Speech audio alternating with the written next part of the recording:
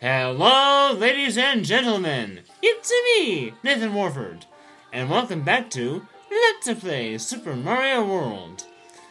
As you might be able to tell, I am doing this post-commentary because in the original recording, I did some commentary about a comic book convention that has been over for more than a month now. But now that I'm doing this post-commentary, I have the opportunity to bring in a friend. Introduce yourself. I'm David Espiral, and I'm going to tell you something important. I never played Mario. Ever. Yeah, apparently he never had the Super Nintendo system. My Sega did what Nintendo don't. I'm sorry. I love making reference to those stupid ads. Yeah. I never saw those ads, actually, back when I was a kid. You didn't miss much, but they were delightfully stupid. Here we have to avoid these cheap sheeps that are flying around, but we can do that easily with a star. Stars. It always comes down to stars.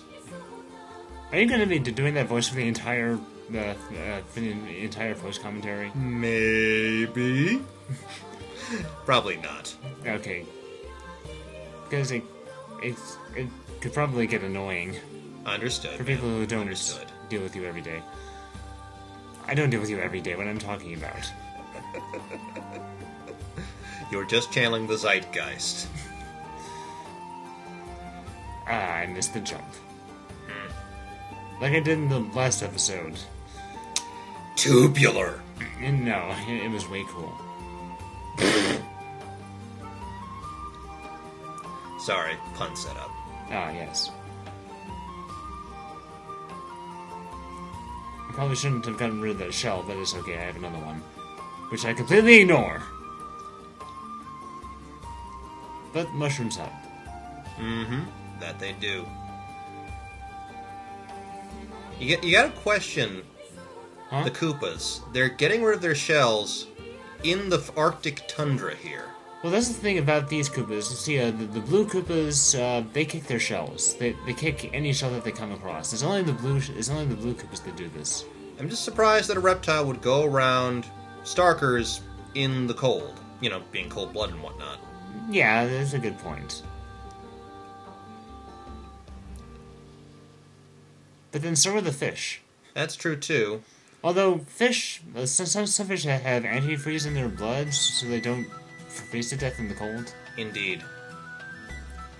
And we reach the end. Into the dark void, we journey forth to our next destination. Overdramatic narration continues. We move on to Groovy. Groovy. I can't believe I didn't make that reference. Hey, someone has to journey into the Evil Dead territory. Yep.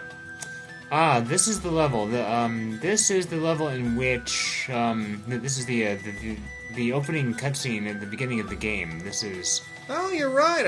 I recognize it. I have never played a Mario game in my life, but I still recognize it. That's popular culture for you people. Yeah, I mean, all of the Let's Players, that play ROM hacks, they've all seen that opening.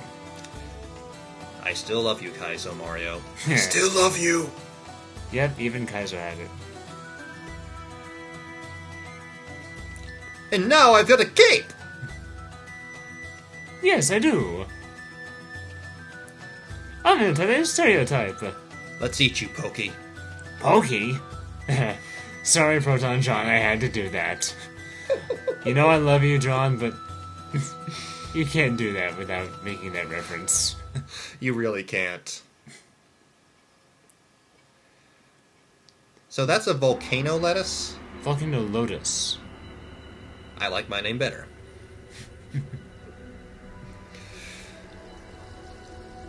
We're just eating berries and pokies and racking up coins.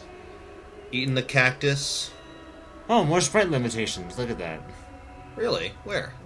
Oh, the top one says spat out only 3 fireballs. The bottom one spat out only 1. That is a strange limitation. Yeah, apparently it only happens in emulators because in the tools there's a speed run. Oh my god, it's a wall of Pokey. And Yoshi ate enough berries to spit out a cloud. I didn't know that happened. Well, we're both surprised today. Yay, us! Still, when you see that motion, it kind of looks like Yoshi's little bulimic when it comes to all the cacti. Bulimic? Yeah. It kind of looked like he was simultaneously eating and regurgitating those things. It's weird. I don't know, I don't see it, but... It was just with the wall there for a second. Okay, I'll have to look back at that after the episode then. Okay, just pointing these weird things out, making things awkward. It's what I do. Yep. It is what he does, believe me, people. We move to Mondo. Or World. Ah, water. Now, this level, it has a tide. It's not just a water that sits there, it ebbs up and down. I wish we'd see more of that in video games in general. Like, yeah. Just from the 2D set, really. Yeah, it's an interesting mechanic that you don't see in a whole lot of video games. And it adds that extra little bit of... Ooh! And it rises. As I said, it ebbs and flows. Sorry, brain didn't pick up on that. It comes a lot with you, doesn't it? ADD. Alright. Riddlin's the best friend for you and me. Though I gotta feel bad for the fish. Yeah. Little cheaps. Yeah, because if they're out of the water, they just flop around and you can just kill them by walking into them. Huh. Like a Magikarp.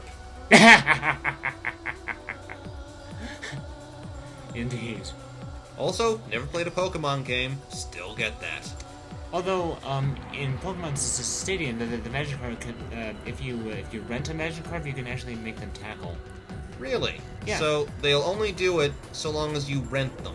Yeah. So, Magikarp don't do crap unless you get paid. Actually, you don't have to pay for rental, for rental, for rental Pokemon. Now that don't make no sense at all.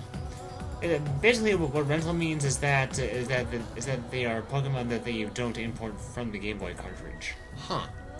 That's good to know. Yeah.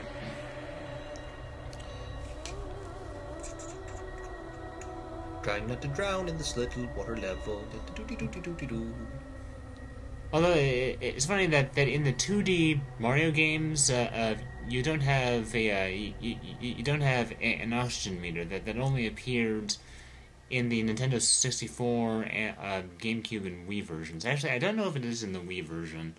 I don't own a Wii. Neither do I, but it'd be fun to find out. Now, certainly, in New Super Mario Bros. Wii, that there's no oxygen meter. It's only in the 3D Mario games, as far as I know. Huh. I wonder... I guess they have probably felt like they needed to add a certain degree of extra difficulty, or just an extra element to gameplay. Yeah, I suppose so. Remember, difficulty is not anti-fun, people. It's all about making you think. I almost died from the cheeps. That's why they're cheap. Cheap death. Well, cheap in the literal sense, I guess. I mean, they're just fish. Better men than me have made that joke. Talking about you, CR from Familiar Faces. Talk about you. Props if you know who that is. And this hammer rope, he killed me a bunch of times with his hammers. I can't look at him and not make this reference. Hammer Man! Hammer Man! Those of you who know that cartoon show, I'm sorry. I'm so sorry. Okay, I guess that the post-commentary causes a lot of in-jokes. Sorry, people. I'm a pop culture nerd. I do this. I've never played a Mario game. Gotta do this to add something. Yeah, I guess that's true. Watch as Mario struggles against the current in his natural habitat. Mondo. Well, he is a plumber, so I guess that's why he's down here in the basement trying to fix this water. I guess it's also why he's a much better swimmer and better at holding his breath than, say, Sonic. Yeah, that's true. And he can actually swim, unlike Sonic. Also, he doesn't require bubbles in order to breathe. Frickin' bubbles. Yes, that's another reference, people, but no, I won't tell you from where.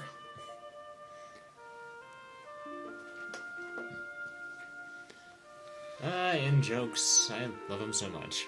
Yeah. They're sometimes the best jokes you can have, really. Mm-hmm. Unfortunately, they only work among friends. That's true. That's true. Among complete strangers, they'll have absolutely no fucking idea what you're talking about. Though sometimes in the delivery they want to get in on the joke, so they'll actually research. Sometimes. That's a good point. We call that tangential learning. I didn't know that.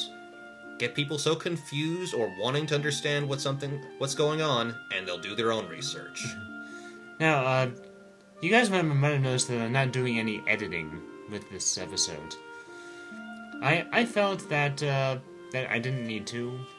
I mean, it might be kind of tedious going through, watching me die time and time again, but it gives me a chance to talk with David here and have him produce entertaining commentary. You'd win some, you get some. Yeah. We just gotta get you past Hammerman. Yep. Boy howdy. But I will eventually. All these episodes, sprite limitations, if there are any, they don't cause any serious problems like they did in Way Cool. Because if you have sprite limitations in a level like that where you are required to jump off of platforms or off of fuzzies, if sprite limitations occur, those don't appear and you die. It's gotta be almost worse, I'd imagine, than, say, all the weird the oh-so-specific jumps for some of the ROM hacks. Oh, yeah. ROM hacks, please. Uber-specific jumping. Don't do it. It's kinda cheap. That reminds me, I'm still taking requests for ROM hacks if you have any, or if there's a ROM hack that you want me to LP, I'll do it. Just as long as it's not Kaizo or Brutal or Mario's Masochistic Mission, because those have been covered. They've been covered by braver men than either me or him. And one girl. And one girl, thank you. Don't want to be sexist.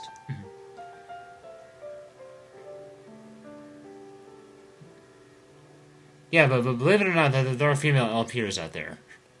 We sometimes forget these things, people. Shame on us. Actually, the girl who LP'd Brutal Mario World is the girlfriend of the boy, or the man, I should say, the woman and the man. She is the girlfriend of the man who LP'd Mario's Masochistic Mission. Now, Brutal Mario, that's the one where they hacked a bunch of other games into the level editor?